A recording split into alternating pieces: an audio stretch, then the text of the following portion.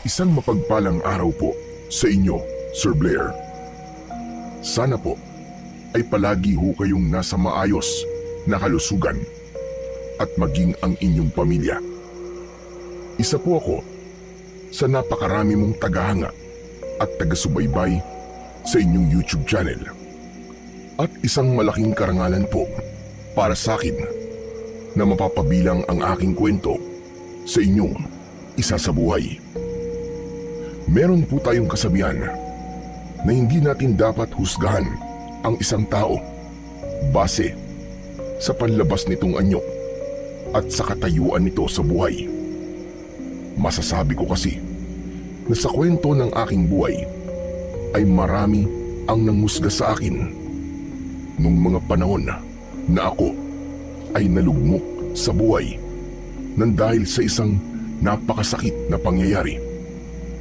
Ako nga po pala si Bayani at ito ang aking kwento. Sa baryo kung saan ako isinilang at lumaki ay nakilala ko bilang isang mananabas ng aswang.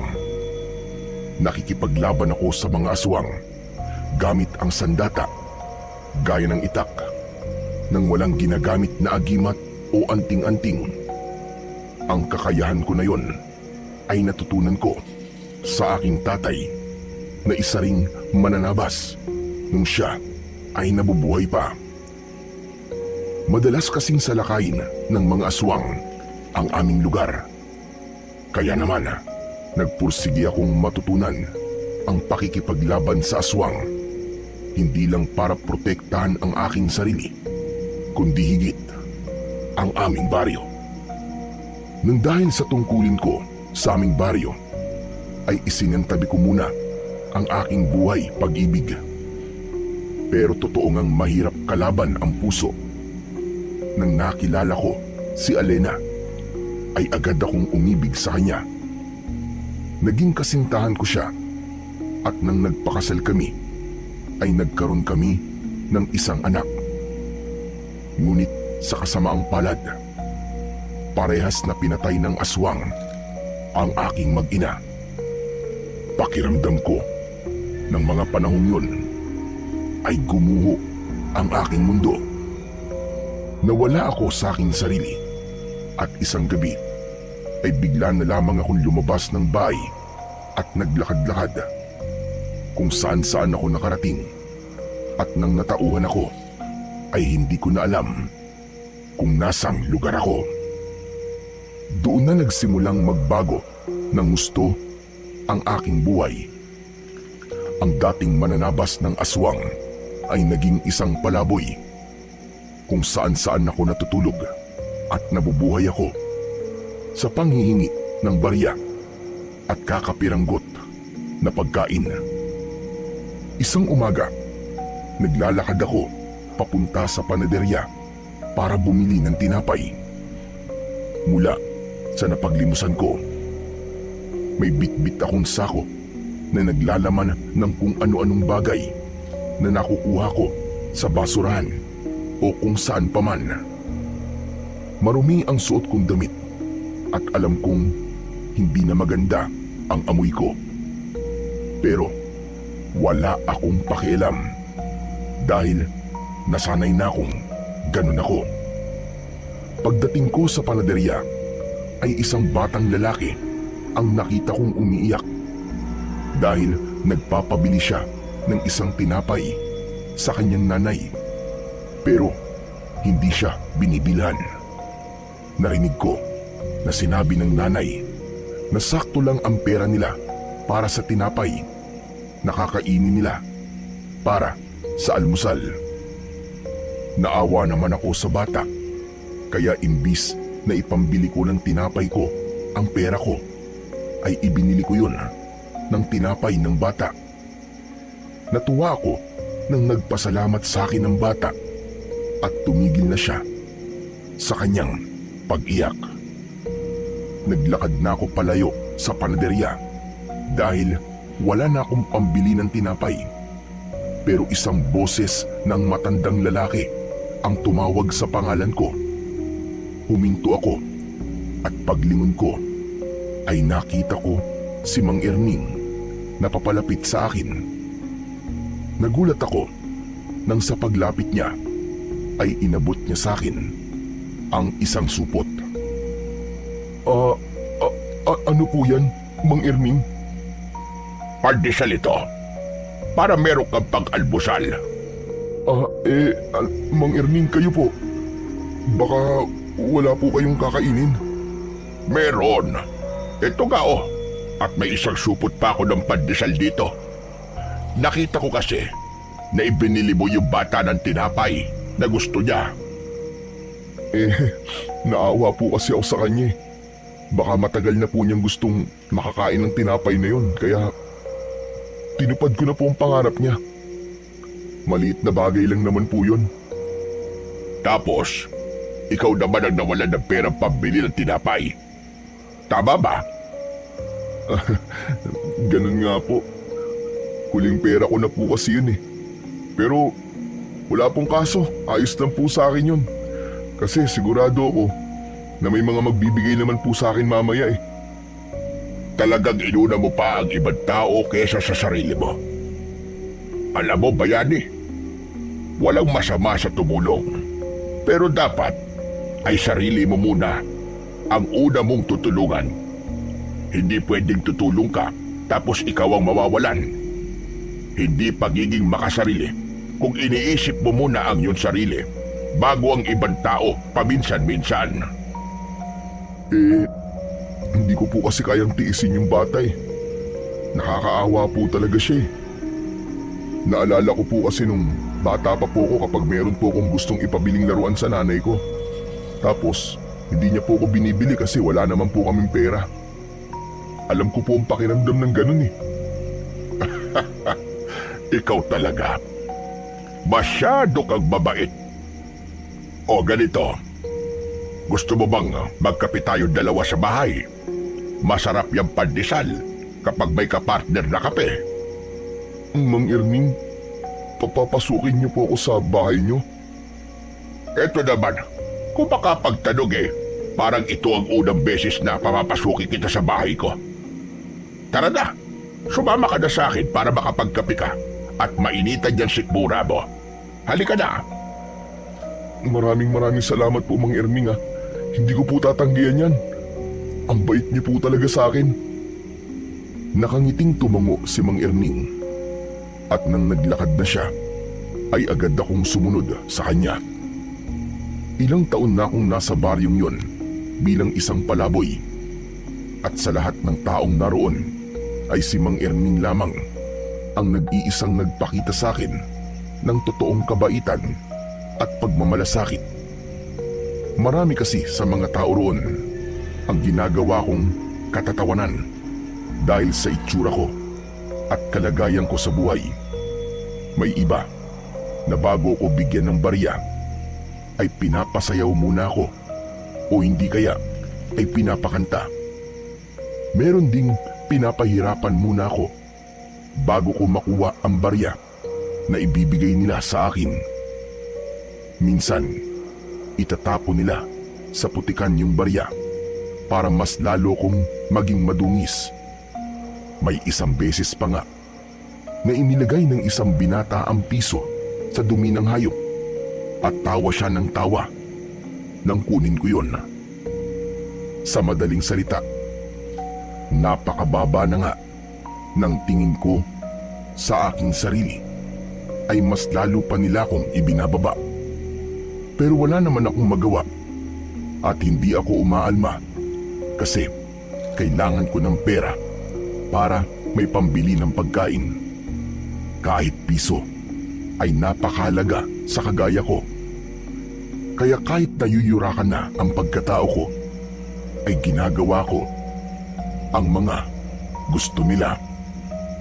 Kaya masasabi ko na kahit paano ay mapalad pa rin ako dahil mabait sa akin si Mang Erning. Sapat na sa akin na merong isang tao ang nagpapakita sa akin ng kabutihan. Hindi nagtagal ay nakarating na kami sa bahay ni Mang Erning. Isa yung maliit na kubo na nakatayo sa malawak na lupa. Sa unahan ay may 2 puno ng mangga, habang sa likod ay ang taniman ng mga gulay. Pinaghugas muna ako ni Mang Erning ng kamay sa batalan bago ako umupo para mag-almusal. Hinayaan niya akong magtimpla ng sarili kong kape at saka kami nagsimula na kumain. Napakasarap talaga ng pandesal at mainit na kape sa umaga. Tama po kayo, pero mas masarap po ito kung may palaman na pritong itlog. Gusto mo ba bumili ako ng itlog para meron tayong palaman? Nako, wag na po. Hindi naman po ako naghahanap ng pritong itlog eh. Nasabi ko lang po yun. Nakakahiya na po kung bibili pa po kayo. Hayaan mo at sa susunod ay magpiprito na ako ng itlog. Ay, oo nga pala. Pwede ba akong magtanong sa'yo? Pwede naman po. Ano po bang itatanong nyo? Gaano ka na ba katagal na palaboy? Naku, hindi ko na po matandaan eh. Pero matagal-tagal na rin po. Naaalala mo pa ba kung saan ka nakatira? O kung meron ka pang pamilya? Pamilya? Wala na po eh. Yung tungkol naman po kung saan po ako nakatira. Hindi ko na po matandaan. Kahit nga po yung pangalan ng lugar kung saan po ako nakatira nawala na po sa utak ko. Nang umalis po ako sa lugar namin, wala po ako sa sarili. Nang bumalik po ang katinuan ko, marami na po ako nakalimutan tungkol sa sarili ko. Mabuti na nga lang po at hindi ko nakalimutan ang pangalan ko. Pambihira. Nakakaawa ka naman pala kung ganon. Mang Erning, bakit nyo nga po pala naitanong yan? Baka kasi matulungan kitang makabalik sa lugar kung saan ka nakatira. Naawa kasi talaga ako sa iyo, bayani. Ramdam ko na mabuti kang tao, kaya dapat lang na ikaw ay tulungan. Maraming salamat po, Mang Erning ah. Kasi po, sa dinami-rami ng tao rito, ay kayo lang po nag-iisang mabait sa akin. Halos lahat po kasi sila. Ginagawa po akong katatawanan at kinuutya ako kasi isa nga po akong palaboy. Para po bang ang iniisip nila na porke palaboy ako ay wala na akong pakiramdam. Tao pa rin naman po ako, nakagaya nila. Ewan ko ba sa mga tao rito? Wala na yatang maisip na mapaglilibangan, kaya ikaw na ginawa nilang libangan. Kaya bayani, ako nang humihingi ng pasensya sa mga ginagawa sa iyong hindi maganda ng mga kabaryo ko rito. Hindi niyo po kailangan humingi sa akin ng pasensya. Kasi wala naman po kayong ginagawang masama sa akin eh. Kahit na, kung hindi nila kayang humingi ng tawad sa iyo, ay ako na ang gagawa nun. Pero sana ay maisip ng mga tao rito na mali ang ginagawa nila sa iyo. Kung gusto ka nilang bigyan ng barya o pagkain, ay magbigay na lang sila at huwag ka na sana nilang gawing katatawanan. Siguro po, wala na po akong magagawa pagdating po sa bagay na yan. Tinanggap ko na po na ganito talaga ang buhay ko. Hanggang sa mamatay na ako. Huwag ka magsalita ng ganyan. Maniwala ka, may plano ang Diyos sa iyo. Lalo na kung wala ka namang inaargabyadong ibang tao at wala kang ginagawang masama. Teka, nagdadasal ka ba palagi, bayani? Oo naman po. Bago po ako matulog sa gabi, nagdadasal po ako.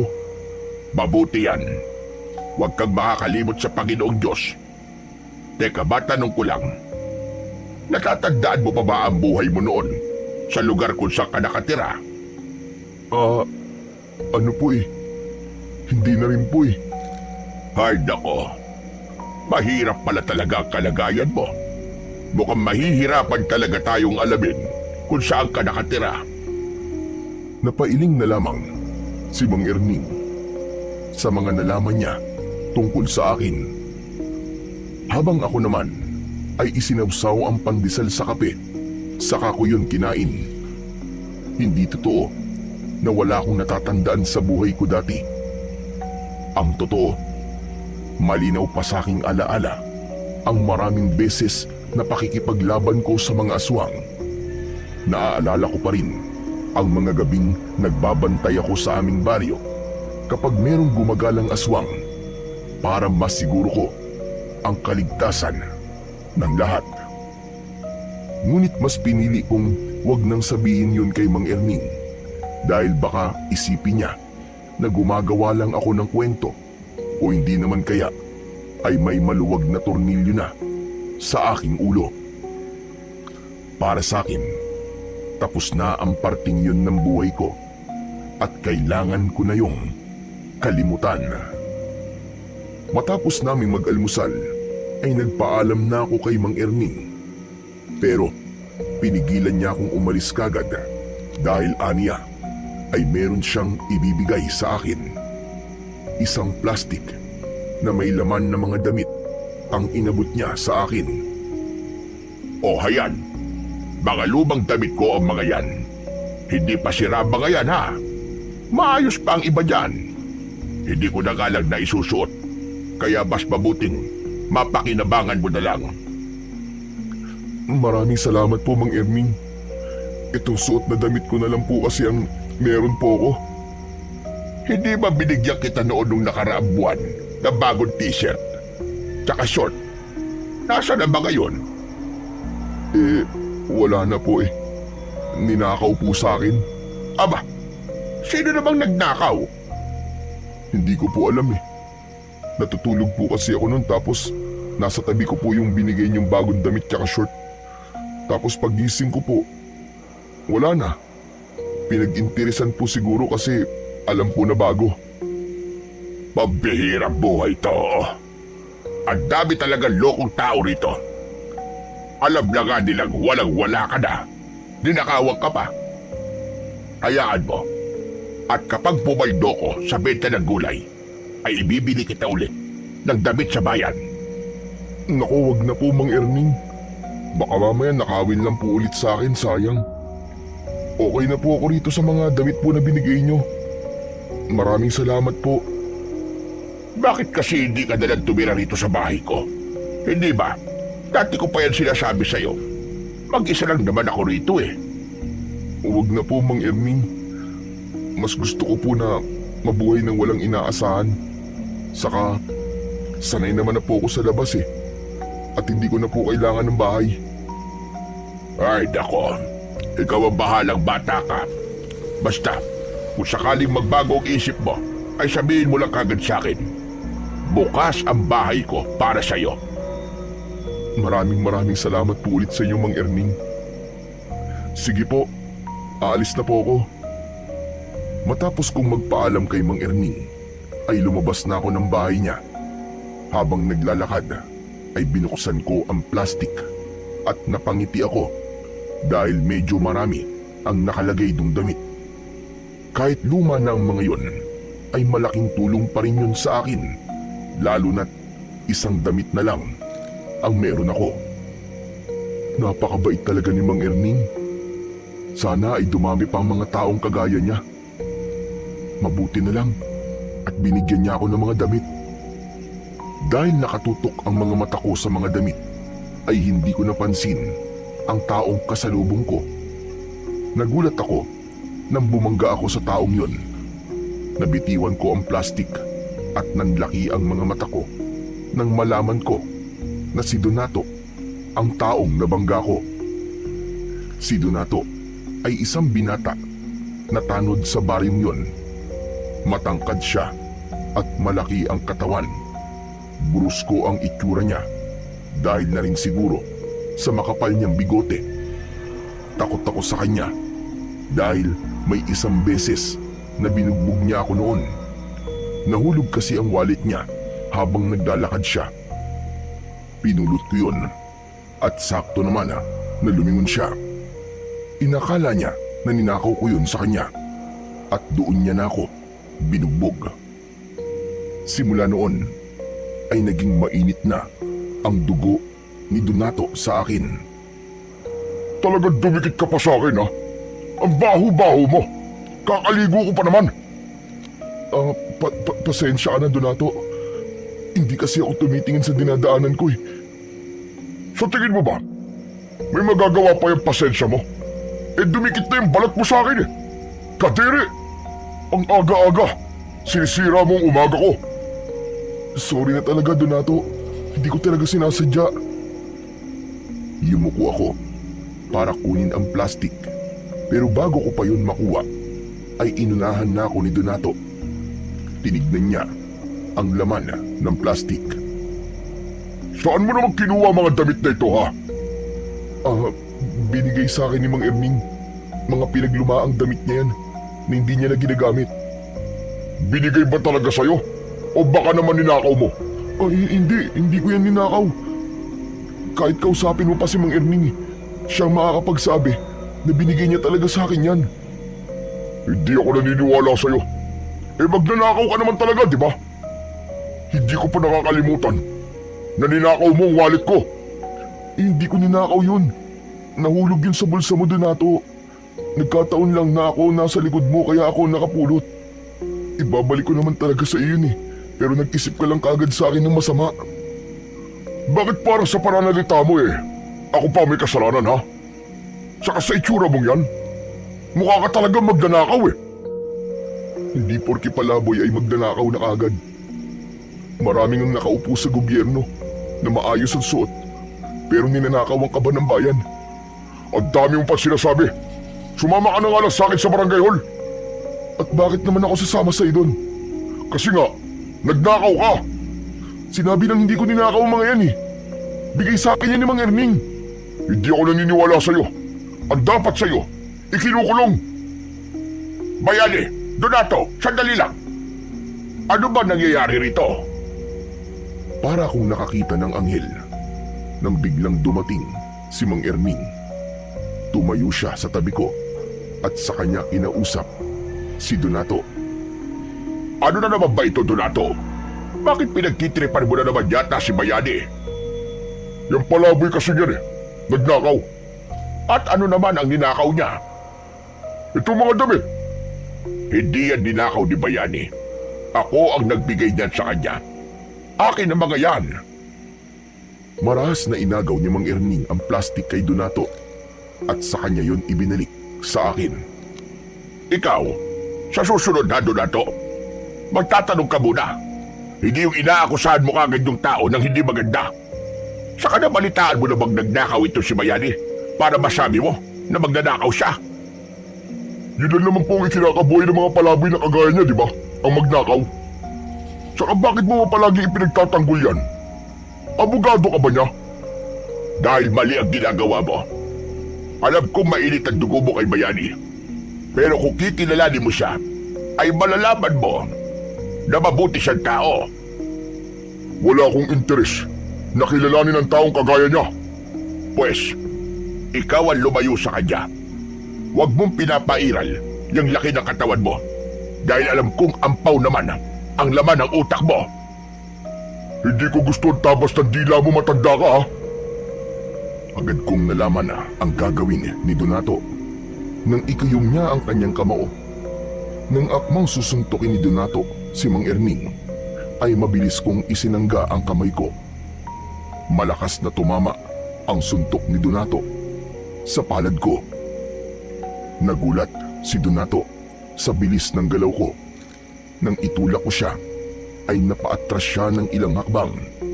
Sumugod siya para suntukin ako, pero madali ko siyang naiwasan. Muntik pa siyang mawala na ng balanse. Galit na humarap si Donato sa akin. Akmang susugod na naman siya, pero mabilis na pumagitna sa amin si Mang Erning. Tama na, Donato! Sumusobra ka na! Akala niyo ba ay kaya niyo ako? Kahit pagtulungan niyo pa akong dalawa, ay wala kayong panama sa akin! Ayos lang nasaktan mo ko.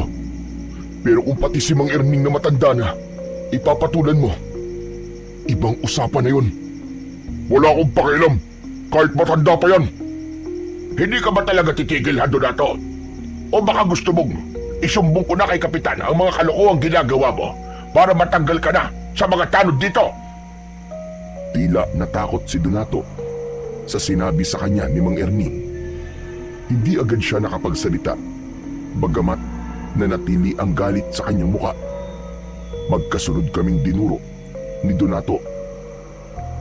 Hindi pa ako tapos sa inyong dalawa. May araw din kayo. Hihintayin ko ang araw na yon, Donato. Umuusok ang ilong sa galit na umalis si Donato at doon lang ako nakahinga ng maluwag. Humarap ako kay Mang Erning at tinignan ko siya nang may kasamang pag-aalala sa kanyang muka. Ayos lang po ba kayo, Mang Erning? Hindi po ba kayo nasaktan? Ayos lang ako, huwag mo kong intindihin. Saka bakit ako masasaktan? Eh di nga tumama sa akin yung suntok ni Donato dahil sinalo mo. Ayoko po kasing nakakakita ng matandang sinasaktan.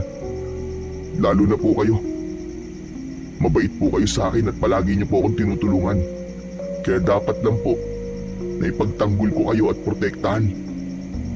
Kanina ka pa matanda ng matanda, ha? Hindi ko tuloy alam kung may insulto ba ako o kung ano eh. Matanda naman na po talaga kayo, di ba? Sa bagay, tama ka naman. Pero grabe ka, ang galing mo kanina, ha? Hindi ko akalain na marunong ka palang makipagbakbakan. Aba, nagulat ako nung nagawa mong pigilan at iwasan yung mga suntok ni Donato. Saan mo ba natutunan yon? Hindi ko nga rin po alam, Mang Erning eh. Para bang kusa na lang pong kumilos ang katawan ko. Siguro po sa kagustuhan kong hindi kayo masaktan, kaya ko po yung nagawa. May mga ganyang pagyayari talaga ako minsan. Halimbawa na lang, hinahabol ka ng aso, tapos bigla mo magagawang talunin yung mataas na bakod. Pero ikaw, iho, ayos ka lang ba? Hindi ka ba nasaktan? Hindi po, Mang Erning. Hindi naman din po ako tinamaan ng suntok ni Donato eh. Mabuti naman. Basta, ikaw na lang ang umiwas kay Donato. At kilala mo yon. Masyadong mahangin ang isang yon. At akala mo ay kung sinong siga rito porque malaki ang kanyang katawan. Ganyan naman po talaga ang ginagawa ko eh. Kaya lang, madalas po ay si Donato ang lumalapit sa akin. Kahit na anong iwas po ang gawin ko sa kanya, lumalapit pa rin siya para sabihan ako ng masasakit na salita. Ewan ko ba sa taong yon? Imbis na gamitin ang laki ng katawan at lakas niya sa mabuting bagay, ay sa katarantaduhan niya ginagamit. Ay nako. O paano? Babalik na ako sa bahay ko. Talagang nakita ko lang na inaaway ka ng Donato na yon, kaya ako pumunta rito.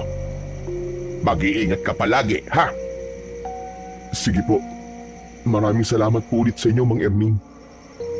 Hinintay ko munang makaalis si Mang Erning bago ako naglakad. Nagtungo ako sa isang sirang kubo na wala nang nakatira. Pero sa labas lang ako ng kubong yun dahil marupok na ang sahig na kawayan nun. Doon ako nagpalipas ng oras habang tirik pa ang sikat ng araw. Sa aking pag-iisa ay hindi ko naiwasang maalala ang aking mag-ina. Bumalik sa aking isipan ang gabi na natagpuan ko silang walang buhay sa aming bahay. Kakatapos ko lang magronda noon sa aming baryo at hindi ko akalain na habang wala pala ako ay inaatake na pala sila ng aswang.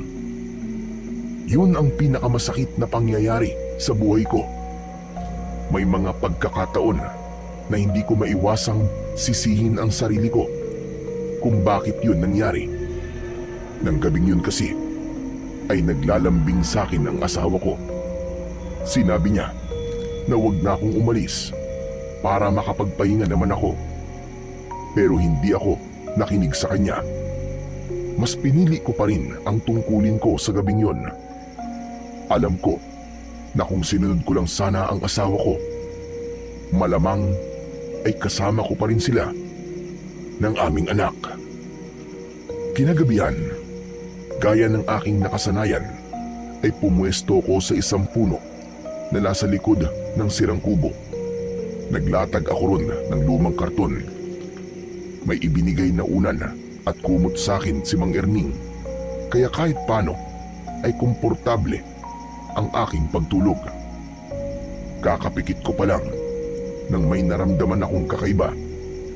Biglang naging maalinsangan ng hangin at may naamoy akong parang nabubulok na karne. Bumalikwas ako ng bangon at nakiramdam sa paligid. Tahimik ang gabi ng mga sandaling yon. Wala akong naririnig kundi ang huni ng mga kuliglig at ang manakanakang pagtahol ng mga aso sa malayo. Muli akong nahiga. Inisip ko na nagkamali lang ako ng pakiramdam. Sa tagal ko na kasing nakikipaglaban noon sa mga aswang, ay malakas ang pakiramdam ko kapag may aswang sa paligid o sa malapit.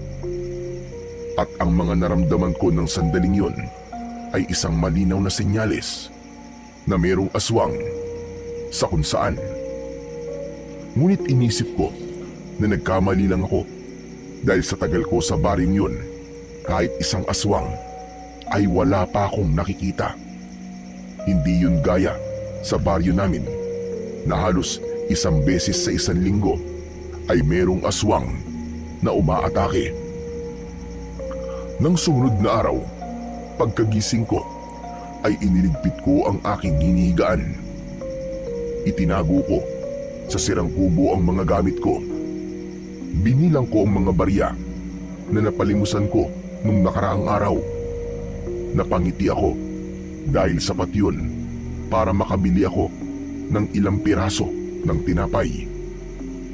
Habang naglalakad ako papunta sa panaderya, ay napansin ko na maraming tao sa harapan ng isang bahay. Isang ambulansya ang naroon at may isinakay doon na taong nakahiga sa stretcher. Nakita ko si Mang Erning sa kumpul ng mga taong nakikiusyoso, kaya lumapit ako sa kanya para magtanong. Mang Erning, ano po nangyari? Patay po ba yung isinakay sa ambulansya? Oo, bayani. Si Celia. Ha? Ano po nangyari sa kanya? Ang sabi ng anak niya ay isang manananggal daw ang umatake sa kanila kagabi. Pinuntirya si Celia kasi nga buntis siya. Nakakaawa nga kasi pati walang kabalay-balay na sanggol ay nadamay. Manananggal? Isang aswang? Ganun na nga, bayani. Teka, bakit parang hindi ka rin makapaniwala? Sa bagay, kahit ako ay hindi makapaniwala na merong sasalakay na manananggal dito. Sa tagal ko na naninirahan dito sa baryong ito, gayon lang ito nangyari. Natigilan ako sa narinig ko. Doon ko napagtanto na hindi ako nagkamali sa naramdaman ko kagabi na merong aswang. Bigla akong nakaramdam ng pagsisisi dahil kung pinakinggan ko lang sana ang naramdaman ko kagabi, ay baka nagawa kong iligtas si Celia at ang magiging anak niya. Ganun pa man, sinabi ko sa sarili ko na matagal ko nang tinalikuran ang pagiging mananabas, kaya wala nang dahilan pa para balikan ko pa ang dati kong ginagawa. Pinilit kong kumbinsihin ang sarili ko na wag na akong makialam sa problema ng baryong yon sa manananggal dahil mas gusto ko na ang tahimik na buhay. Buong araw na pinag-usapan sa buong baryo ang nangyari kay Celia at ang pagsalakay ng manananggal. Marami ang natakot habang meron din namang iba na hindi naniwala. Sa mga sumunod na araw ay may ilang nagsabi na nakita nila ang manananggal. Doon na ako kinabahan dahil may kutob ako na kung walang kikilos ay paniguradong merong susunod na magiging biktima, ang manananggal. Pero alam ko na walang maglalakas ng loob para labanan ang manananggal dahil walang kahit isang tao roon na may kakayahan na makipaglaban sa ganung uri ng nilalang. Tanging ako lang ang may eksperyensya pagdating sa ganung bagay. Kaya kahit ayoko nang balikan ang ginagawa ko noon, ay nagdesisyon akong labanan na ang manananggal bago pa siya muling may mabiktima. Ayokong magsisi dahil wala akong ginawa kahit meron naman akong kakayahang tumulong. Kaya isang hapon ay kumuha ako ng kawayan. Gamit ang patalim ay matyaga kong nilagyan ng patulis ang dulo ng kawayan. Habang ginagawa ko yun sa likod ng sirang kubo, ay bigla namang dumating si Mang Erning. Meron siyang dalang plastic container na halatang pagkain ang laman. Mang Erning, nakakagulat naman po kayo. Kayo lang po pala. Akala ko po kung sino na eh. Nagluto kasi ako ng ginataang langka. Dinalhan kita para hindi ka na mamroblema sa hapunan mo. May kanin na rin itong kasama. Naku, maraming salamat po. Nag-abala pa po kayo. Pero sakto po ang dating nyo kasi sa totoo lang po iniisip ko nga na matutulog na lang po ako ng gutom mamaya kasi wala po ako ng pagpalimusan sa maghapon eh. Tamang-tama pala na naisipan kong dalang ka ng pagkain. Ano pala yung ginagawa mo? Bakit parang gumagawa ka yata ng sibat? Tama po kayo, sibat nga po ito. Para saan ba yan? Hindi po ba merong manananggal na gumagala rito sa gabi? Baka bigla po akong atakihin eh. Para meron po akong magagamit na panlaban sa kanya. Ikaw naman kasi. Bakit ba hindi ka na lamang pumayag na tumira ka doon sa bahay ko? Mas ligtas ka ron kaysa dito ka natutulog sa labas. Huwag na po, Mang Erming. Sanay naman na po ako sa ganitong buhay. Huwag po kayo mag-alala kasi kaya ko naman po ang sarili ko. Ay nako, ikaw ang bahala. Pero grabe talaga yung ginawa ng manananggal na yung kay Celia. Hanggang ngayon, ay hindi ko pa rin makalimutan yung bangkay ni Celia. At kung minsan ay napapanaginipan ko pa nga, nagtataka talaga ako kung bakit biglang nagkaroon ng ganung nilalang dito sa atin. Minsan po kasi ay naghahanap talaga ang mga aswang ng ganitong liblib na lugar para sa lakayin nila. Mas gusto po nilang maggasik sa mga ganung lugar kasi malayo po sa kabiasnan. Madali silang makakapambiktima kasi ang mga bahay dito ay hindi konkreto. Sa bagay, may punto yung sinabi mo. Pero sandali, bakit parang ang dami mo yatang alam sa aswang? Teka, aba, baka naman aswang ka at hindi ka lamang nagsasabi. Di kung aswang po ako, sana nung dumating po ako rito ay nagsimula ng pagkamatay ng mga tao rito nang dahil sa aswang. Saka kung aswang po ako, matagal na pong patay si Donato kasi siyang kauna-unahan ko pong magiging biktima. Tama ka, pero nagbibiro lang ako. Huwag mo seryosohin yun. Pero Bayani, bakit nga parang ang dami mong alam tungkol sa aswang? Parang sigurado-sigurado ka sa mga sinasabi mo eh. Ano lang po yun? Base lang po sa mga narinig ko nun sa sinasabi po ng mga matatanda sa lugar namin. Malaki po kasi ang paniniwala ng mga tao ron sa mga aswang-aswang po. Kaya kung tutusin, ay hindi na bago sa akin yung nangyayari ngayon dito. Kaya naman pala.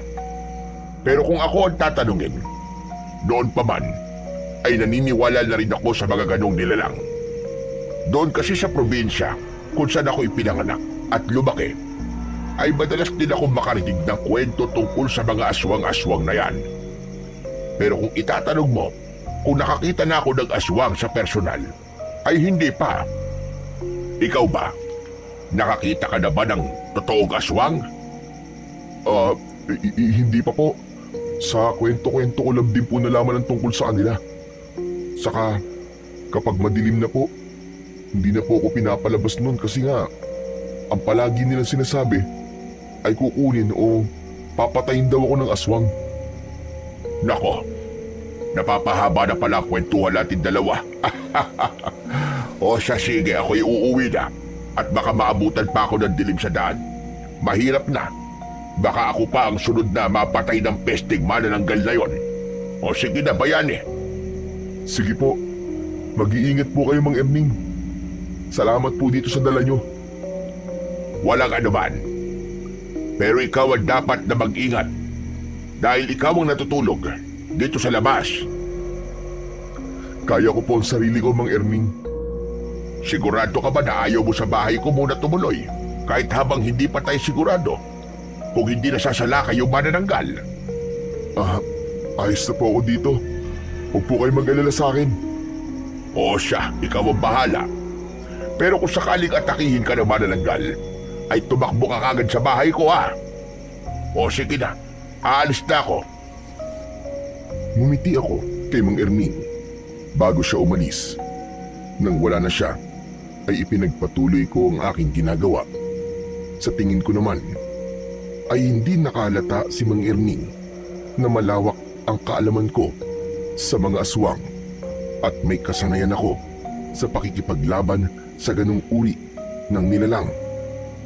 Pero may naramdaman pa rin akong konting sundot ng konsensya dahil kinailangan kong magsinungaling kay Mang Erning. Pagsapit ng gabi ay hindi muna ako natulog. Nakaupo lang ako sa ilalim ng puno habang mahigpit kong hawak ang kawayan na ginawa kong sibat. Nakikiramdam ako sa paligid para kung sakaling dumating ang manananggal ay agad kong malalaman. Wala na akong pagdadalawang isip kung dapat ko bang labanan ng aswang. Buo na ang loob ko na paslangin ang nilalang na yon para hindi na siya makapangbiktima pa. Maya-maya ay naging maalinsangan ang paligid. May narinig akong huni ng ibon sa malayo na sinabayan ng tunog ng pagaspas ng pakpak. Hindi nagtagal ay nawala ang ingay na yon. Pero ramdam kong malapit lang sa kinaroroonan ko ang aswang na manananggal. Napapitlag ako nang may pumatak na malagkit na likido sa braso ko. Marahan akong tumingala at nanlaki ang mga mata ko nang malaman kong nakadapo sa itaas ng puno ang manananggal. Malakas ang paghinga niya at nanlilisik ang kanyang mga mata habang nakatingin sa akin. Ang pumatak na likido sa braso ko ay malinaw na laway ng manananggal. Hindi ako nagpakita ng takot. Pakiramdam ko ay hindi ako matagal na hindi nakipaglaban sa mga ganong klase ng nilalang. Mabilis na nabuhay ang dugong mananabas ng aswang sa aking ugat. Tumayo ako at mahigpit kong hinawakan ang aking sibat. Diablong buwang ka!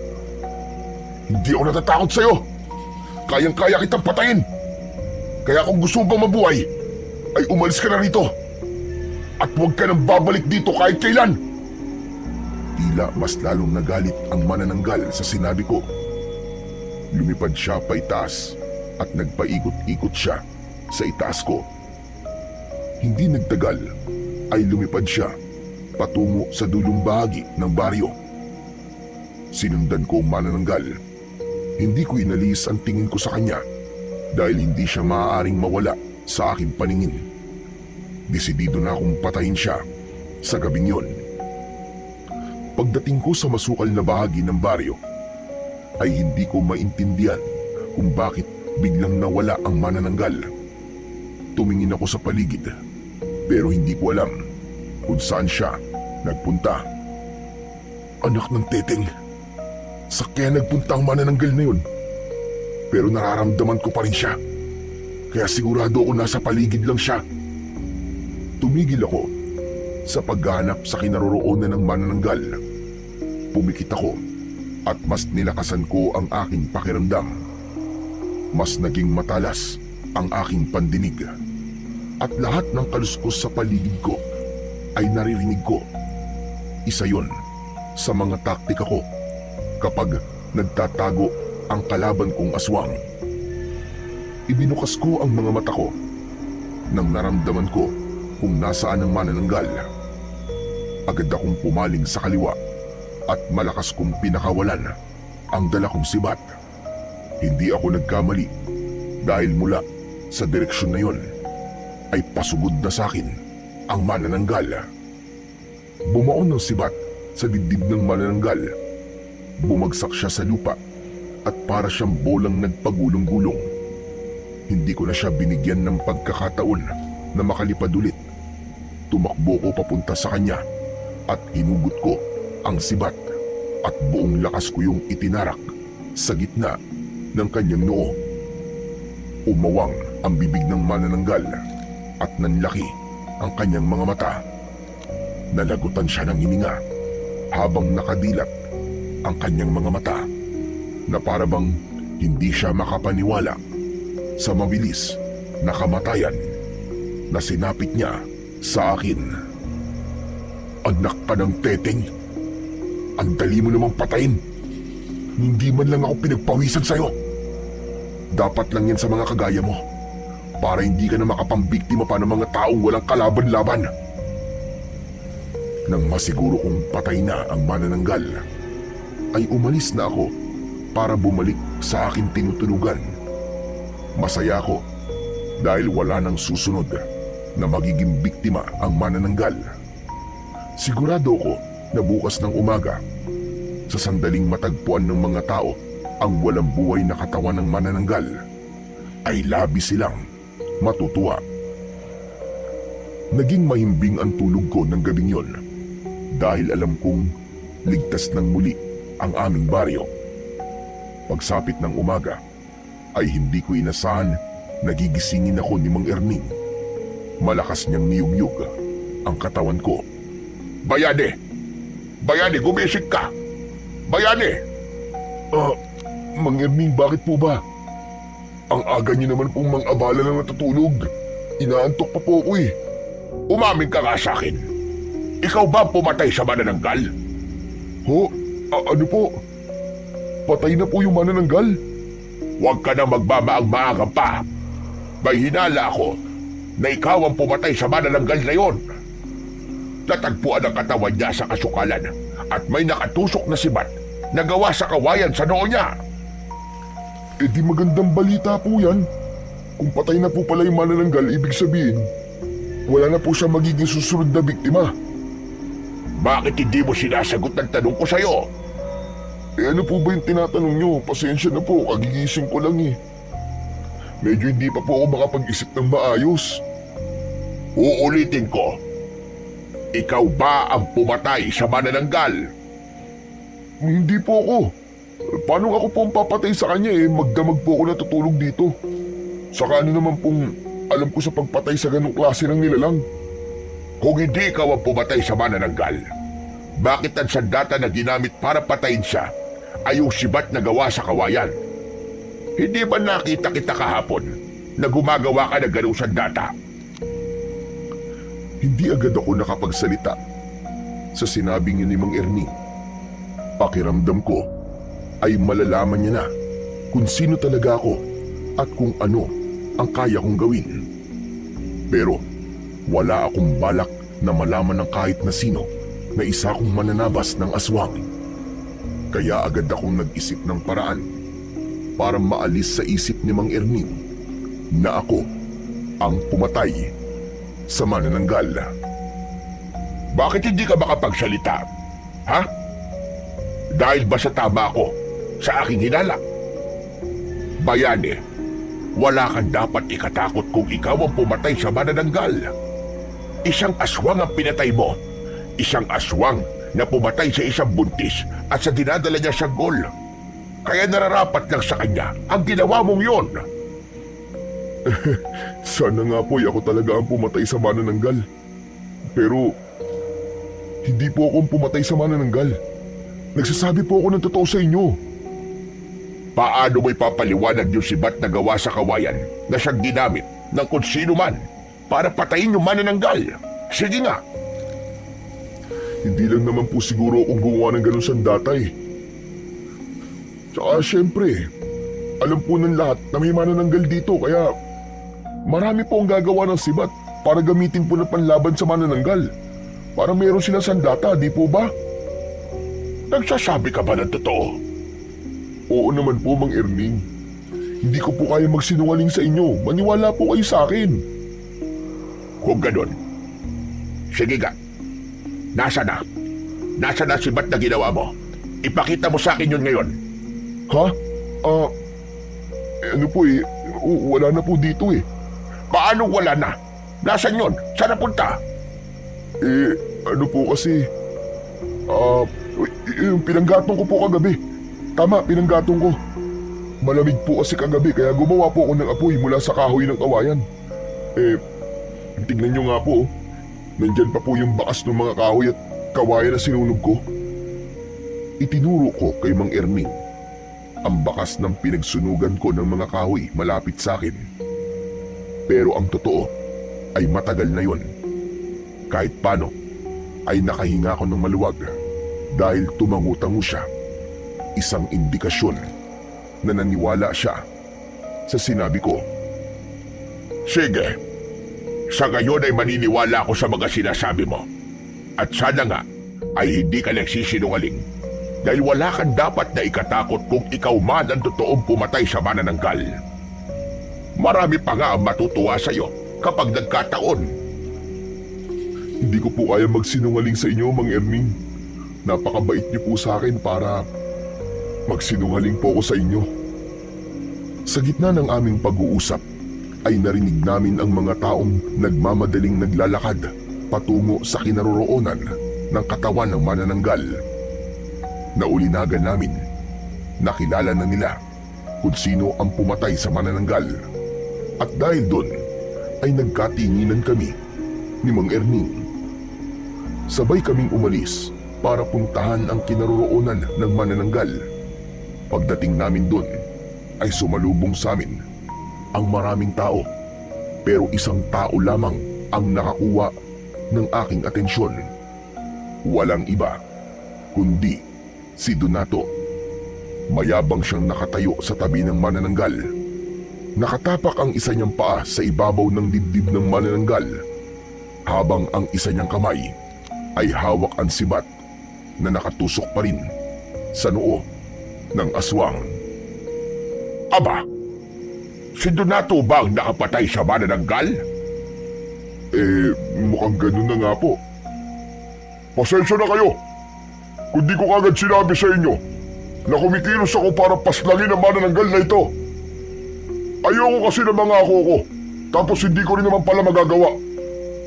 Naisip ko na mas maganda kung kikilos ako nang walang nakakaalam.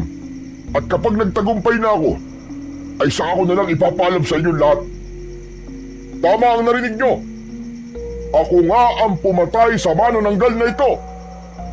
Kaya simula sa araw na ito, ay hindi nyo na kailangan matakot pa. Makakabalik na tayong lahat sa normal nating mga buhay.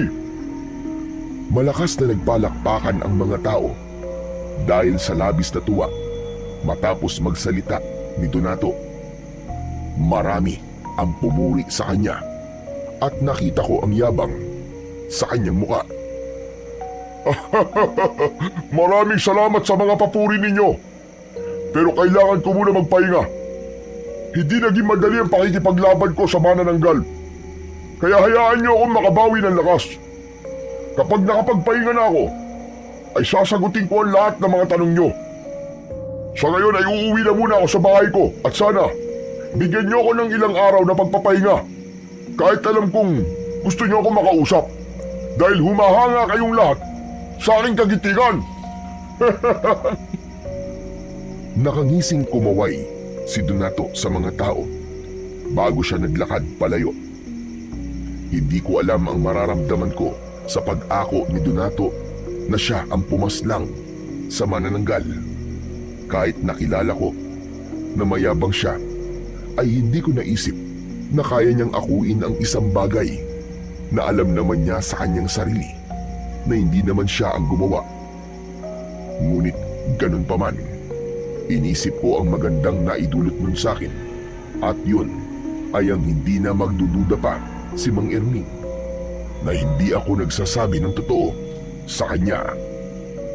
Isa pa, ayoko rin talagang may makaalam na isa akong mananabas ng aswang dahil panigurado na kung sakaling may mga aswang pa na sasalakay sa baring yun, ay ako na palagi ang aasahan nila. Ayoko na ng ganong responsibilidad, lalo na't yun ang naging dahilan ng pagkamatay ng aking asawa at anak. Nang dahil sa mga aswang na pinatay ko, ay pinuntirya ng ibang aswang ang aking mga mahal sa buhay para makaganti sila sa akin. Ngunit tila hindi kumbinsido si Mang Erning na si Donato ang pumatay sa manananggal. Nagulat ako nang sundan niya si Donato.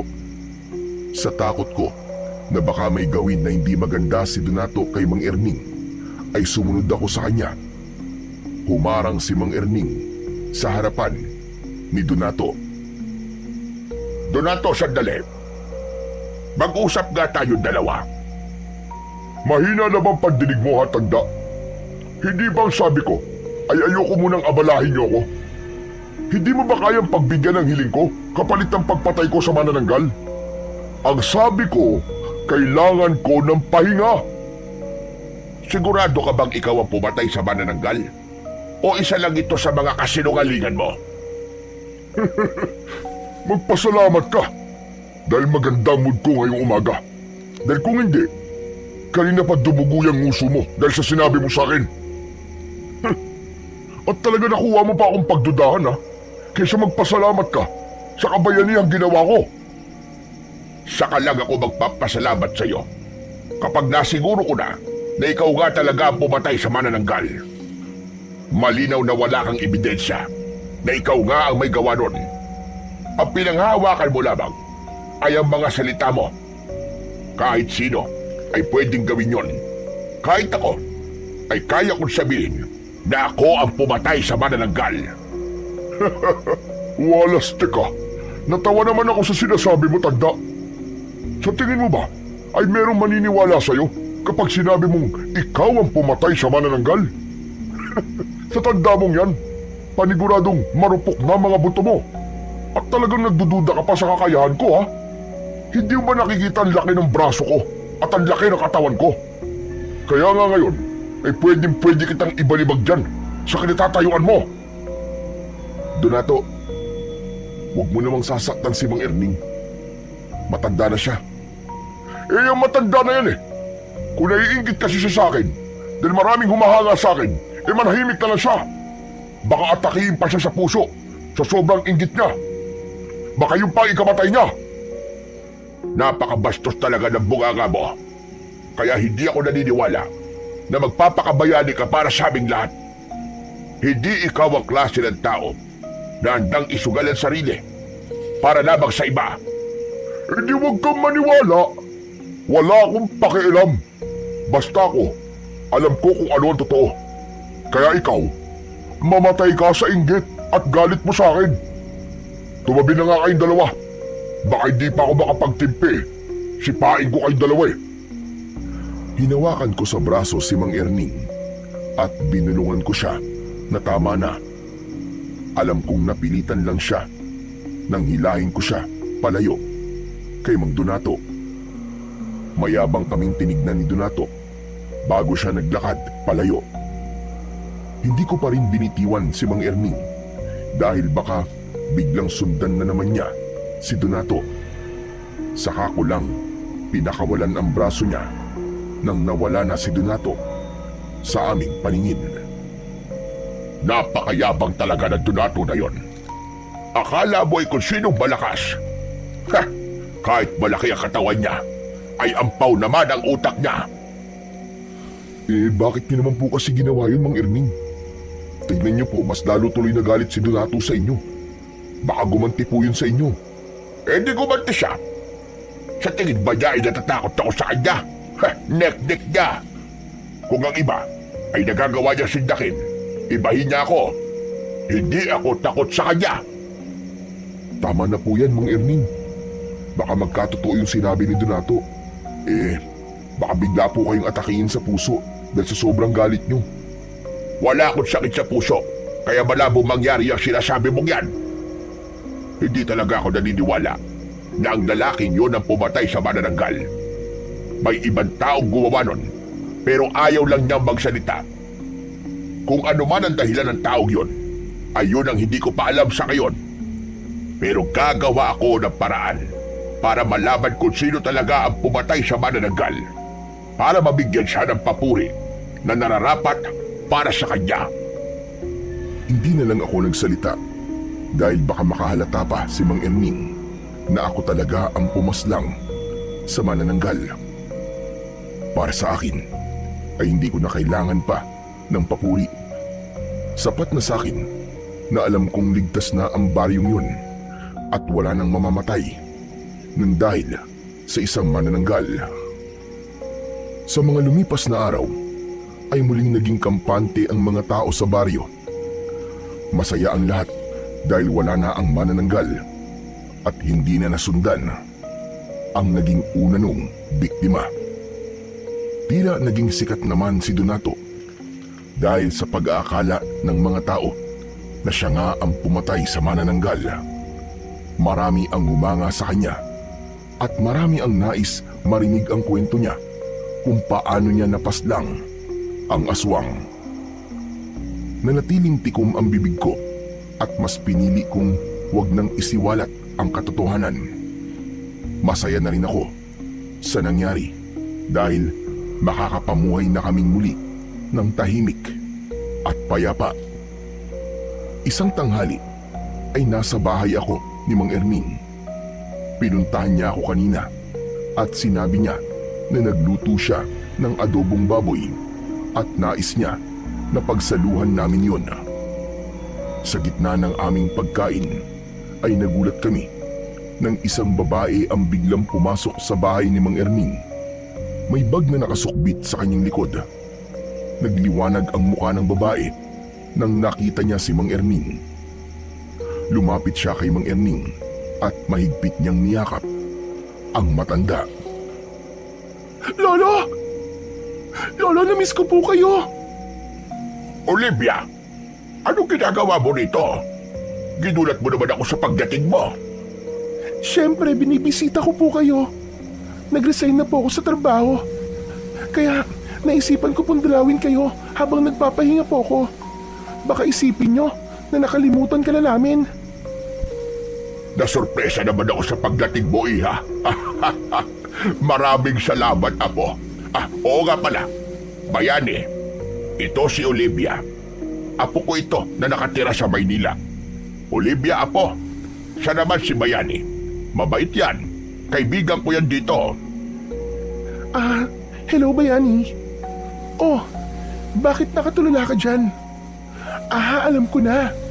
Nagandaan ka sa akin, no? Okay lang yan.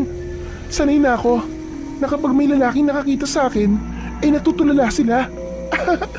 Uy, joke lang yun ha. Hindi ako makapagsalita habang nakatitig kay Olivia. Tama naman kasi ang sinabi niya. Natulala ako sa ganda niya. Hindi ko inakala na may ganong kagandang apo si Mang Erning. Bigla tuloy akong nahiya dahil ang dumi at ang baho ko. O siya, kumain ka na pala muna. Saluhan mo na kami ni Bayani. Sige po, nagugutom na po talaga ako eh. Hindi po ako kumain bago ako pumunta rito kasi alam ko po na masarap ang ulam nyo. At tama nga ako kasi adobong baboy ang ulam nyo.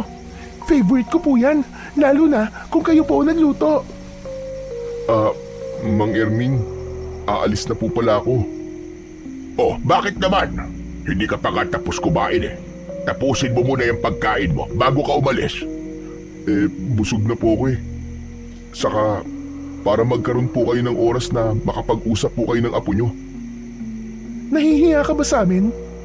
Huwag kang mahiya, ano ka ba? Saka, wala namang kaming pag-uusapan ni Lolo na hindi dapat marinig ng ibang tao. Okay lang yan. Tapusin mo na yung pagkain mo. Sige. Hindi na muna ako umalis. Nakayuko ako habang kumakain dahil talagang nakaramdam ako ng hiya nang dumating si Olivia.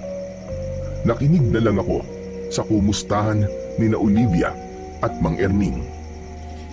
Nang matapos na kaming kumain ay nagpaalam na ako. Bumalik ako sa aking pinagpapahingan at doon ay inilabas ko ang isang matamis na ngiti. Naglalaro kasi sa utak ko ang magandang muka ni Olivia. Aminado ko na may naramdaman akong pagkagusto sa kanya kahit unang beses ko pa lamang siya na nakita. Simula nang dumating si Olivia sa baryo ay palagi kong sinisiguro na kahit paano ay maayos ang aking itsura sa tuwing nagpupunta ako sa bahay ni Mang Erning. Ayoko kasi na palagi akong makikita ni Olivia na marumi. Hindi naman sa umaasa ko na magugustuhan din ako ni Olivia dahil malabong mangyari yon. Pero gano'n naman yata talaga kapag may gusto ka sa isang tao. Gusto mo na kapag nakita ka niya ay maayos ang itsura mo. Isang umaga, pumunta ako sa bahay ni Mang Erning na may dalang isang plastik ng mangga. Ibinigay ko yun kay Mang Erning at nagpasalamat siya sa akin. Aba, saan mo naman nakuha ang mga manggang ito? Ang dami nito ah. Pinakit po kasi sa akin ni Aling Mona yung puno ng mangga niya. Kasi marami na pong bunga eh. Tapos yun, binigyan niya po ako ng pera, saka po ng mangga. Marami pong mangga ang ibinigay niya kaya naisipan ko pong bigyan po kayo. Hindi ko naman po kayang ubusin ng mga yun eh. Kaya kaysa mabulok po, ay mas mabuti pang ibigay ko na lang po ang iba sa inyo. Ganun ba? Maraming salamat. Masarap ito kapag ginawang ensalada. Paborito ni Olivia yon. Oo nga pala. Napapansin ko na palagi ka na lamang naliligo. Meron ka bang pinupormahan? Po, wala po. Naisip ko lang po kasi na hindi porke palaboy po ko, ay dapat magmukha po talaga akong palaboy. Maganda yung naisip mo na yan. Alam mo kasi, may mga tao na bumabase sa itsura mo kung paano ka nila itatrato. Hindi sa sinasabi ko na tama yun ha. At ganun ako. Pero yun kasi ang masakit na katotohanan ng buhay. Tama naman po kayo sa sinabi nyo. Pero alam ko po na hindi kayo ganong klase ng tao. Kasi nung una pa lang po ay maganda na po ang trato nyo sa akin. Naputol ang pag-uusap namin ni Mang Erning nang makita namin si Olivia na paparating. Nagulat ako kasi kasama niya si Donato.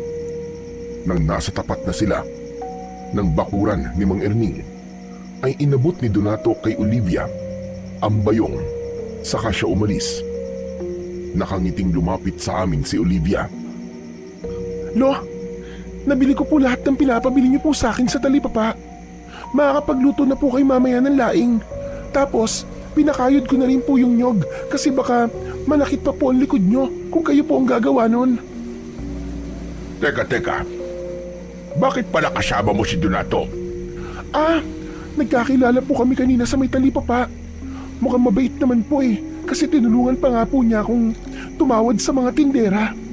Saka, mukhang sikat po siya rito, no? Totoo po ba yung sinabi ni Donato na meron daw siyang pinatay na manananggal dito? Grabe, hindi ko po akalain na totoo pala ang manananggal. Yun ay sabi lang niya. Pero wala naman siyang ebidensya na siya nga talaga ang pumatay sa manananggal. Saka ikaw nga huwag ka nakikipag-usap sa lalaking yon. Ho? Bakit naman po? Napakayabang na tao ng Donato na yon. At isa pa, galit ako sa kanya dahil ilang beses niya na ako muntik na saktan. May isang beses pa nga na susuntokin niya sana ako, pero mabuti na lang at naroon si Bayani. Hindi niya hinayaan na masaktan ako ni Donato. Kaya huwag kang lalapit sa lalaking yon dahil malinaw na may gusto yun sa'yo. Hindi ako papayag na ganong klase ng lalaki ang magiging nobyo mo. Mas gusto ko pang maging kasintahan mo itong si Bayani dahil sigurado ko na mabuting tao yan. Wala naman po akong balak na ligawan po si Olivia, Mang Erning. Talagang dinamay niyo pa po ako. Nasabi ko lang naman yon. Kasi kumpara naman talaga kay Donato, ay mas mabuting tao ka sa kanya. Ganun po ba? Sorry, Lo, ha. Hindi ko kasi alam na masama pala ugali ng lalaking yun. Nung nagpakilala kasi siya sa akin, ang bait-bait niya. Pero parang mayabang nga po. Kasi kahit hindi ko naman po tinatanong, ay binanggit niya po sa akin na meron nga po siyang pinatay na manananggal. At ang sabi pa po niya, ay kilalang kilala po siya sa baryong to dahil po sa bagay na yon. Oh, nakita mo na. Hindi ba't ubod ng yabang ang lalaking yon? Huwag po kayong mag-alala, Lo. Hindi ko na po kakausapin pang muli si Donato. Kung nalaman ko lang po sana kagad yan, bago siya nakipagkaibigan sa akin, ay hindi ko po talaga siya papansinin. Ayoko pa naman sa mga lalaking sobrang hahangin. Lihim akong natuwa sa mga sinabi ni Olivia. Kahit wala akong balak na manligaw sa kanya kasi alam kong hindi niya ako magugustuhan, ay masaya ako na hindi siya mapupunta sa lalaking kagaya ni Donato. Magmula nang namatay ang manananggal, ay inakala naming lahat na tapos na ang dilubyo sa baryo. Pero dumating ang mga araw na halos tuwing umaga ay may natatagpo ang patay na alagang baboy, gaya na lamang ng kambing, baboy at kalabaw. Muling bumalik ang pagkabahala ng mga tao, kaya nagkaroon ng pagtitipon sa plaza. Ay doon ay nagsalita sa harapan ng lahat si Donato. Isa ko sa pumunta roon kasama sina Olivia at Mang Erming. Alam ko nababahala na naman kayo dahil sa posibilidad na meron na naman panibagong aswang ang naririto sa ating baryo. Alam ko rin na wala kayong ibang inaasahan na lumaban sa aswang na yon kundi ako lamang. Huwag kayong mag-alala dahil gaya ng ginawa kong pagpatay sa manananggal ay gagawin ko ang lahat para patayin ang aswang na dahilan ng pagkamatay ng mga alaga niyong hayop. Napakaswerte ng baryo natin dahil meron tayong kagaya ko na matapang, malakas at walang takot na harapin ang lahat ng nilalang na sumisira sa ating kapayapaan.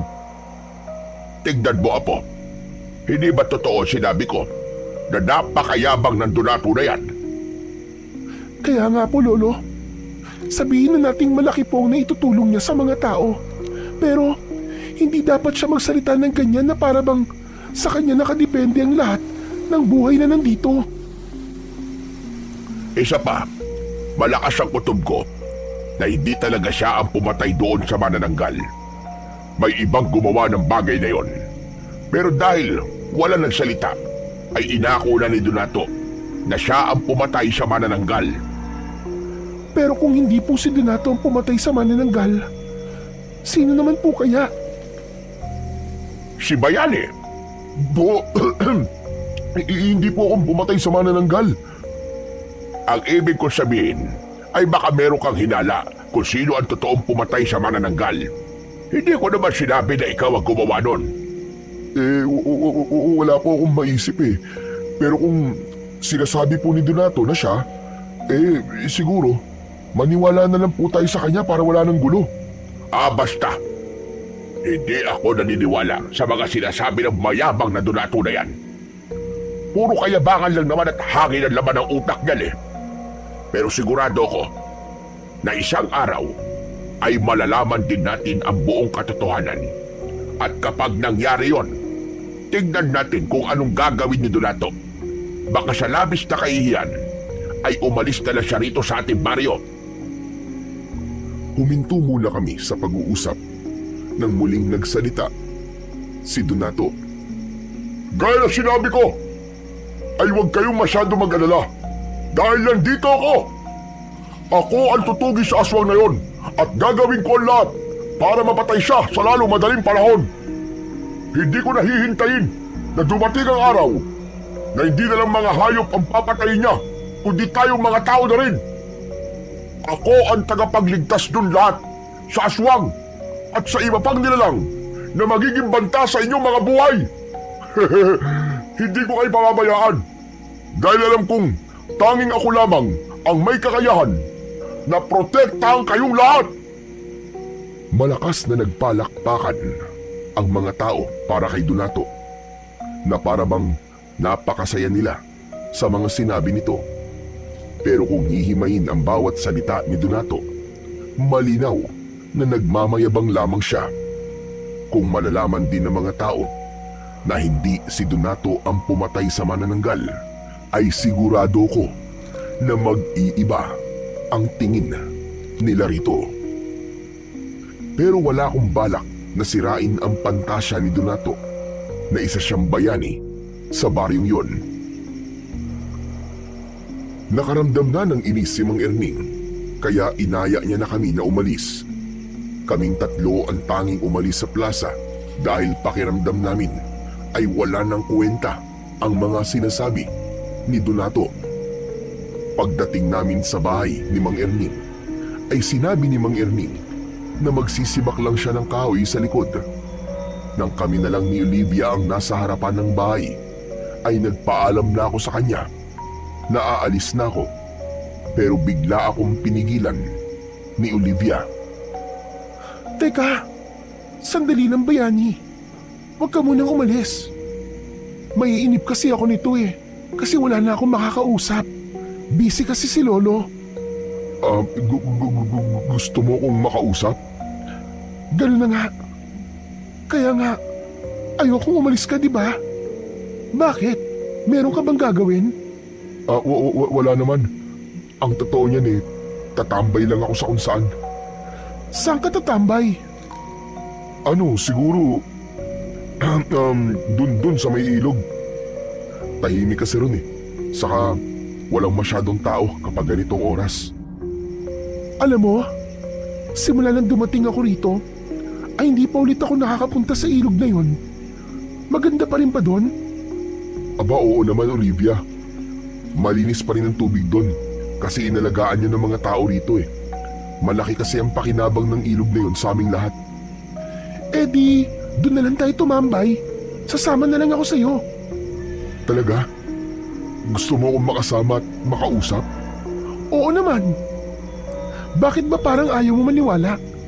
Si Lolo na mismo ang nagsabi na mabait at mapagkakatiwalaan ka. Kaya tara na. Hindi ako makapaniwala na makakasama ko si Olivia sa isang lugar. Magkasama kaming nagpunta ni Olivia sa ilog. Labis ang tuwa ni Olivia nang makita niya na totoo ang sinabi ko na malinis pa rin ang ilog, at sinabi pa niya na sa susunod na araw ay gusto niyang maligo roon. Umupo siya sa malapad na bato sa tabi ng ilog. Oh, anong ginagawa mo dyan? Bakit nakatayo ka lang? Halika rito. Umupo ka rito sa tabi ko. Huwag na, nakakahiya Ang baho at saka ang dumi ko. Ano ka ba? Ayos lang yan. Umupo ka na rin dito para makapag-usap tayo ng maayos. Sige, ikaw ang bahala. Nag-aalinlangan akong umupo sa tabi ni Olivia. Hindi pa rin ako makapaniwala na napakalapit namin sa isa't isa. Grabe na talaga nangyayari dito, no? Alam mo, sa totoo lang, 3 araw lang dapat ako rito Pero, hindi ko kasi kayang iwanan si Lolo Erning nang mag-isa rito habang may aswang na sumasalakay sa lugar na to. Ang bait mo naman. Akala ko nga aalis ka na kagad nung nalaman mong may aswang na rito ngayon Hindi, no? Ayokong umalis dito tapos mag-iisip ako sa lagay ni Lolo. Pero, curious talaga ako kung sino yung totoong pumatay sa manananggal. Ang sabi kasi ni Lolo ay sigurado siyang hindi si Donato ang may gawa nun. Inako lang daw ni Donato na siya ang pumatay sa manananggal para makapagyabang siya. Kahit ako gustong malaman kung sino ang taong yun. Pero ang swerte naman ni Mang Erning kasi meron siyang apo na kagaya mo.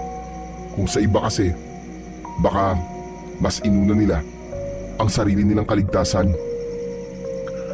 Alam mo, Bayani, mabait kasi sa amin si Lolo Erning. Saka, ang laki din ang naitulong niya sa akin na nag-aaral pa lamang ako. Kung hindi dahil sa kanya, hindi ako makakapagtapos ng kurso ko. Hindi sana ako naging nurse ngayon. Gusto ko nga sanang kunin na si Lolo at isama sa Maynila. Pero nang sabihin ko yun sa kanya, ang sabi niya, ayaw niyang umalis dito. Pero sa tingin mo ba, kung hindi si Donato ang pumatay sa manananggal, sino kaya ang totoong pumatay doon? Hindi ko rin alam eh. Wala akong ideya pagdating sa bagay na yan. Ganun ba? Pakiramdam ko kasi, napakabait ng taong yun. Kasi paniguradong alam niya na nagsisinungaling si Donato, pero mas pinili pa rin niya na manahimik. Baka naman kasi ayaw niya ng atensyon ng mga tao. At okay na sa kanya na alam niyang ligtas ang mga tao rito. May point naman ang sinabi mo.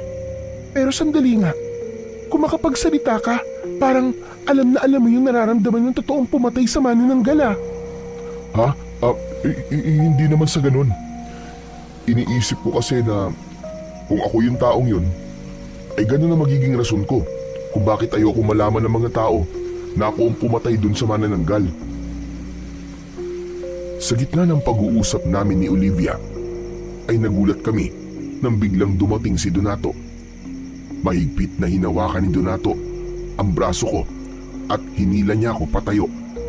Sa bilis ng pangyayari ay hindi ko nagawang iwasan ang pagdapo ng kamao ni Donato sa aking muka. Napaupo ako sa lupa at agad akong nilapitan ni Olivia. Aatakihin sana ulit ako ni Donato, kaya agad na sumigaw si Olivia. Ano bang ginagawa mo? Bakit sinasaktan mo si Bayani? Ginugulo ka ba ng palaboy na yan, ha? May ginagawa ba siyang masama sa'yo? Wala siyang ginagawang masama sa akin. Ganyan ka ba talaga, ha? Bigla ka na lamang nananakit? Pinoprotektahan lang kita, Olivia. Kilala ko kasi ang palaboy na yan eh. At alam kong masama ang ugali niyan. Eh ikaw, hindi mo ba kilala ang sarili mo? Kung meron mang masama ang ugali dito, malinaw na ikaw yon at hindi si Bayani. Walang taong may matinong pag-iisip na mananakit ng kapwa niya nang walang dahilan. Hoy ikaw, anong ginawa mo kay Olivia, ha? May ginamit ka bang ritual sa kanya para ipagtanggol ka niya? Wala akong alam sa sinasabi mo, Donato. Hindi na ako kailangan gamitan ng ritual ni Bayani para maging mabait ako sa kanya. Kasi alam kong mabuti siyang tao. At huwag ka rin magtaka kung bakit hindi maganda ang pakikitungo ko sa'yo. Kasi alam kong masama ang ugali mo. Bukod doon, ay napakayabang mo pa. Ako? Mayabang? Dahil ba sa mga sinabi ko kanina sa plaza? Bakit? Totoo naman lahat ng mga sinabi ko, ha? Kung ang ibang tao ay nagagawa mong lokohin, ibahin mo ko. Si Lolo at si Bayani, hindi kami naniniwala na ikaw ang pumatay sa manananggal. Nagpapatawa ka ba? Hindi ka taga rito, kaya paano mo malalaman ang kakayahan ko? Hindi ko na kailangan malaman pa ang kaya mong gawin. Sa pananalita mo kanina at sa kung paano masaktan si Bayani, ay malinaw na wala sa iyo ang katangian na may totoong malasakit sa mga tao. Kaya sana, lumitaw na kung sino talaga yung totoong pumatay sa manananggal para mapahiya ka. Alam mo, maganda ka sana eh. Ang totoo nga eh, may gusto ko sa'yo. Pero hindi ko gusto ang tabas ng dila mo. Salamat sa papuri mo. Pero ganito talaga ako magsalita eh. Kapag masama ang ugali ng isang tao, masama rin ang pakikitungo ko sa kanya. Kaya huwag ka na magtaka kung bakit ganito ako magsalita sa'yo. Alam mo, kung ano ang dalawang bagay na gusto kong mangyari sa'yo, ha? Yung lumitaw na yung taong totoong pumatay sa manananggal, o hindi kaya, ay umatake yung aswang. Tapos, makikita ng mga tao na hindi mo siya kayang patayin. Para sila mismo makaalam na hindi mo kayang pumatay ng aswang at puro kayabangan lang ang nandyan sa utak mo. Pinakiramdaman ko si Donato dahil baka bigla siyang magalit at saktan niya si Olivia. Tumiim ang bagang ni Donato na para bang pinipigilan niyang sumabog ang galit niya. Hindi nagtagal ay tumalikod na siya at nagmamadaling naglakad palayo. Marahan akong tumayo at nang humarap sa akin si Olivia ay bumakas ang pag-aalala sa mukha niya. Pumutok ang labi mo. May dugo ka. Teka, may dala akong first aid kit. Umuwi muna tayo para magamot ko yung sugat mo. Sa dumi ng kamay ng Donato na yon, hindi malabong maimpeksyon yan kapag hindi nalinisan. Huwag na Olivia, ayos lang ako. Pero dapat hindi mo na sinabihan ng ganun si Donato. Baka kasi ikaw naman ang pag-initan niya ngayon. Hindi ako natatakot sa kanya, no? Saka, maganda na rin na paminsan-minsan ay sinasampal ng katotohanan ng ganong klase ng tao. Tara na. Sumama ka na sa akin sa bahay at gagamutin ko yung sugat mo. Huwag ka nang tumanggi, ha? Dahil ako magagalit sa'yo, sige ka. Wala na akong nagawa, kundi ang sumunod kay Olivia. Pagdating namin sa bahay nila, ay nagulat si Mang Erning nang makita ang dugo sa aking bibig. Si Olivia na ang nagkwento kay Mang Erning ng lahat. Kaya galit na naman siya kay Donato. Ayok talaga, Donato na yan. Wala talaga magawang maganda. Bakit ka ba niya sinuntok? Inakala po kasi niya na may ginagawa po ako masama kay Olivia. Kahit ang totoo ay nag-uusap lang naman po kami. Gusto yata mag-feeling superhero ni Donato, Lolo. Akala niya yata ay may impress ako sa mga paandar niya. Kaya nang supalpaling